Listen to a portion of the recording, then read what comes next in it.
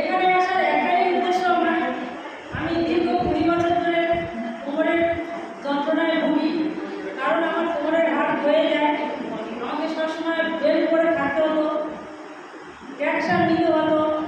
এখান থেকে মাই লাইফের প্রোডাক্ট পাই, খেয়ে সুস্থ হই। এই সুস্থতার গল্পটা আজকে করেছিলাম বলে আজকের আমি এখানে দুটো কথা বলতে পারি। আমি তো লেখাপড়া জানি না, ব্যবসাটা আমার দ্বারা হবে কিনা আমি নিজেই জানতাম না যে আমার দ্বারা ব্যবসা হবে। আজকে সত্যি সত্যি আজকে প্রোডাক্ট খেয়েছি, সুস্থ হয়েছি, আর এই গল্পটা শুধু করেছি কিছু মানুষকে। আজকে সেখান থেকে এই ব্যবসা আজকে আমি আরটিসি র্যাঙ্ক অ্যাচিভ করি। এখান থেকে থাইল্যান্ড ঘুরে আসি, বিদেশ।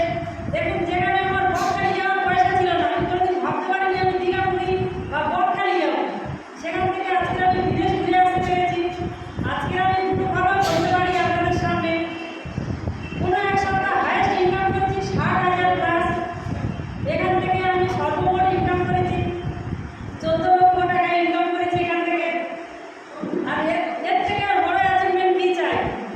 আমরা হাউস ওয়াইফ, মানে আমরা ঘরকন্যা, কাজ ছাড়া কিছু জানতাম না। সেখান থেকে ঘরের কাজ বর্তমান রেখে এই কাজটা করেছি। আজকে তাই আজকে এই বড় অ্যাচিভমেন্টের জায়গায় আমি আসতে পেরেছি। মেসমশাই কি করতেন? হ্যাঁ, মেসমশাই কি করতেন? মেসমশাই রঙের কাজ করতো। মেসমশাই রঙের কাজ করতো আর আমি সবজি বাগান করতাম।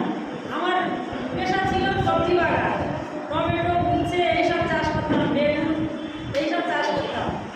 সেখান থেকে মাই লাইফ আজকে আমার কী দিয়েছে দেখুন। আজকে 2 ছেলে মেয়ের বিয়ে দিয়েছি, এখান থেকে এখানে পয়সা। হ্যাঁ, তারপরে বাড়ি করেছি। আজকে